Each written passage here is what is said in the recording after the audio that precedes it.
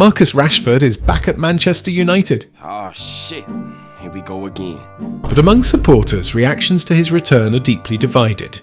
For many, his fallout with Ruben Amorim over his training performances proved he had lost the desire to play for the badge. Others argue a homegrown talent of his calibre is simply too gifted to discard, and that all he might need is an arm around the shoulder to rediscover his form and become a key figure for Michael Carrick's team. But would reintegrating him now be a risk worth taking? And how did a player once seen as the face of United reach such a low point to begin with?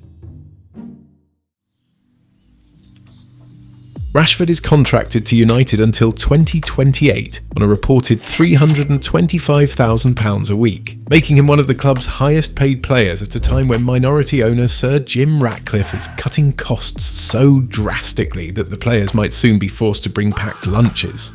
But when Rashford signed that renewal back in 2023, you could argue he had earned it. He first burst onto the scene under Louis van Gaal in the 2015-16 season, scoring twice on his debut, then following it up with another memorable brace in his first Premier League game against Arsenal. Rashford then began the following season strongly under Jose Mourinho, scoring 3 goals in his first 4 league appearances, but added just 2 more league goals for the rest of the campaign. He went on to finish Mourinho's second season with an improved 13 goals across all competitions, but by the time Mourinho's third campaign unravelled, he had managed a measly 3 goals in 5 months before yet another United manager was sacked.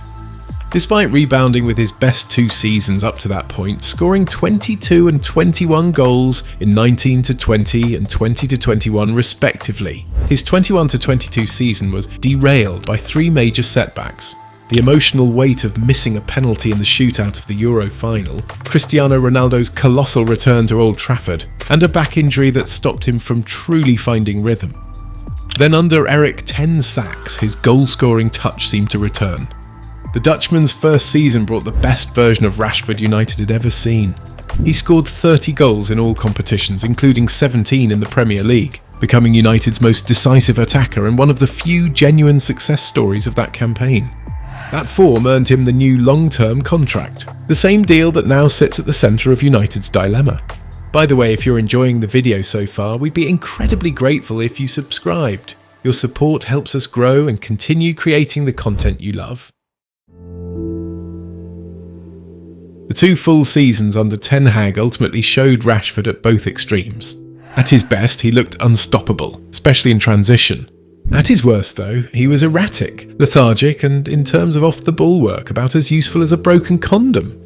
Ten Hag was eventually relieved of his duties in October 2024 after United slid to 14th in the Premier League table, with Ruben Amorim swiftly lured away from Sporting to replace him. Amorim's own dictatorship didn't last long either, as he was sacked in January after just 14 months in the dugout, having alienated players and supporters alike with his rigid, tactical setup and bizarre in-game decisions. But that's not to say he got everything wrong. For all his flaws, the manager's handling of the dressing room was one of his strengths, and he ultimately helped build a tougher cultural standard at United that Carrick has since benefited from. Among the controversial characters was Rashford, who paradoxically scored the first goal of Amorim's United era, but was also the first to be shown the door. After participating in Amorim's initial 4 matches, he found himself excluded from the matchday squad for the Manchester derby, just 3 weeks into the manager's tenure. Rashford's lacklustre commitment to the team both on and off the pitch had been simmering for some time. It was a situation that Erik ten Hag had previously struggled to manage, often opting for lenient punishments whenever the player stepped out of line. While he often spoke about improving standards within the club, his actions did not always match his words, resulting in disciplinary measures even more inconsistent than his team's form. For instance, when Ronaldo refused to come off the bench as a substitute against Tottenham, Ten Hag omitted him from the squad in the following game. By comparison, Ten Hag's treatment of certain players, particularly his favourite little pet Rashford, was vastly different. You got me. When Rashford had arrived late to a team meeting before a match against Wolves due to oversleeping, his punishment was being left out of the starting lineup, only to be brought on at half-time when the game was still goalless. After he went on to score the winning goal, all was quickly forgiven between him and Ten Hag. Similarly, after skipping training following a night out in Belfast, he missed only the match against League Two side Newport County in the FA Cup and was allowed to return to the starting lineup for the following league game as if nothing had happened. In stark contrast, Amorim showed no hesitation in taking a hardline approach with not only one of United's highest paid players, but also their most famous homegrown talent of the last decade. Our team should be so much better with Rashford, but this Rashford, he has to change. Suffice it to say, Rashford was in no mood to fight for his place thereafter. Instead, he publicly declared in an interview 2 days later that he wanted a new challenge, effectively pushing for a January move away from the club. In that moment, he effectively burned his bridges with a large section of United's faithful, and worst of all, he did it at the very time the team needed someone with his talent most. Rashford warmed the bench more than his girl's cheeks until he finally secured a loan move to Aston Villa in the winter transfer window. A decision that was made even with Rasmus Højlund and Joshua Zirkzee struggling in front of goal. Yet Amorim was adamant that he would not pick anyone who didn't meet his minimum requirements. While at Villa, Rashford's impact may have been slightly overstated by the media. Yes, he did settle in quickly and produce 10 goal involvements in 17 appearances, helping Unai Emery's side reach the semi-finals of both the FA Cup and the Champions League. But the performances weren't consistently there, and Villa ultimately chose not to exercise the £40 million option to buy him outright. Upon Rashford's return to United last summer, Amorim saw nothing from him to justify his reintegration and immediately placed him in the bomb squad, alongside Antony, Jadon Sancho, Alejandro Garnacho and Tyrell Malacia. Aside from the latter, who made more appearances for the hospital ward than for the club, all of those players were seen as disruptive to dressing room harmony and barred from training with the first team. The first and most essential step, Amorim seemed to believe, was clearing out the deadwood, and he did so decisively. And so Rashford secured yet another loan move, this time to Barcelona. Crucially, these departures cleared the way for United to complete last summer's incoming signings of Matheus Cunha, Brian Mbeumo, Benjamin Sesko and Sene Lammens, all of whom hit the ground running and have since taken the team to new heights.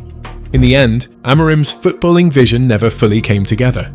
But by the time Carrick took over, the squad's balance had been restored, arguably for the first time in the post-Sir Alex Ferguson era. Barcelona's move for Rashford made sense once they decided not to pursue pricier targets like Luis Diaz and Nico Williams. They still had to shoulder 75% of his wages, but it remained a calculated gamble as head coach Hansi Flick looked to strengthen his forward options. And to be fair, Rashford largely justified the investment. He delivered 28 goal involvements in 49 appearances across all competitions as Barcelona retained La Liga and won the Spanish Super Cup. Yet the faith in him as a consistent starter was harder to sustain. Rashford could only be sure of regular minutes when Rafinha was unavailable through injury, and even then, he didn't quite deliver the same output from the left flank. In the end, Barca didn't trigger their €30 million purchase option for Rashford after failing to negotiate a lower fee with United. Then all of a sudden they pulled a combined €92 million out of their asses to sign Anthony Gordon and Karim Adeyemi.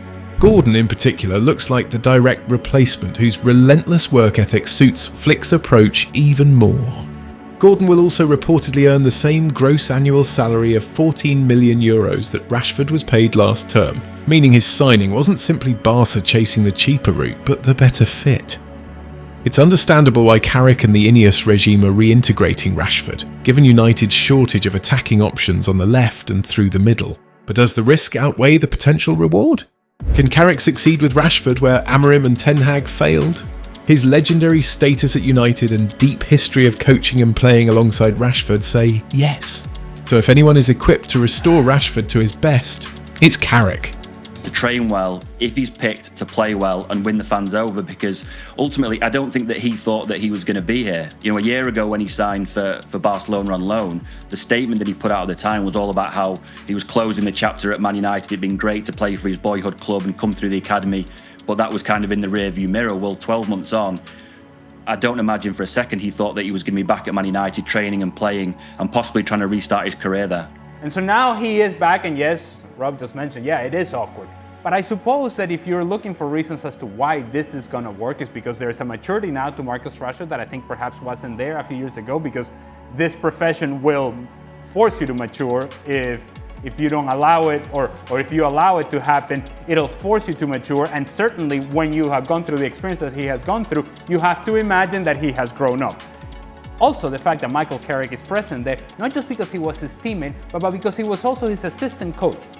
And see, you develop relationship with assistant coaches, and the assistant coaches, they're hearing both things. They're hearing the players, but they're also hearing what's going on inside closed doors when the managers are meeting and when the coaches are meeting. And so he knows what the shortcomings of Marcus Rashford were in the eyes of a manager. He has been on that side, but he has also been on the side in which he has been his teammate. If he's able to put all of that together, and it's a complex package to put together, I do believe that there is something here for Marcus Rashford to take advantage of, and for Manchester United to take advantage of Marcus Rashford and understand that this guy still has something to give. If you enjoyed this video, like and subscribe for more content like this. Also, don't forget to hit the notifications bell so you never miss a beat. And with that, we'll see you in the next video.